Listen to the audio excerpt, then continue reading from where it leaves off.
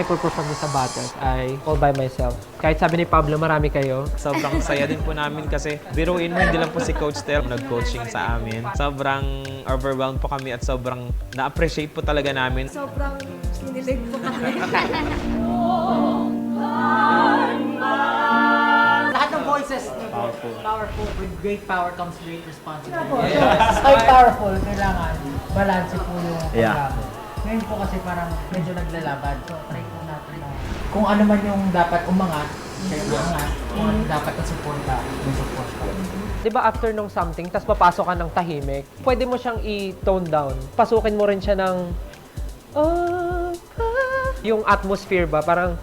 Biglang bumagal. Oo, kasi galing na kayo sa mataas. Tas pagka tinira mo ulit siya ng... Pagka galing kayo sa taas, bigla mo siyang binaba, tapos buo lang siya naririnig.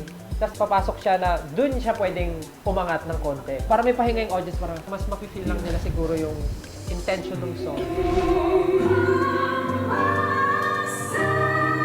Ito pong performance niyo, vocal showcase siya kaysa mas narrative all by myself na kanta. Na medyo malungkot siya pero majestic. Medyo hindi ko po siya nadama. Dapat madama po siya na feel ko na nag-iisa ako ngayon. Pero ang galing niyo po. Ang galing. Siguro po ang takeaway lang is yung skill niyong anim, malabas siya ng balancing, walang labis, walang kulang. Wala na kayong masabi sa vocal abilities niyo, nandun na yun eh. Kung paano niyo na lang lalaroin at gagawin pang mas kapaki-pakinabang yung mga boses niyo.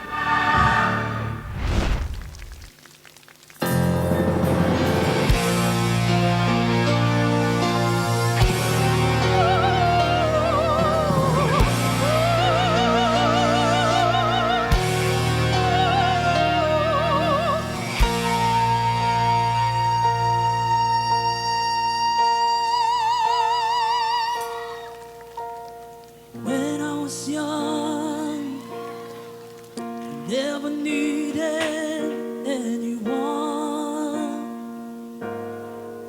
and making love was just for fun. Those days are gone. Even alone, I think about the friends I've known. And anytime the telephone, nobody's home.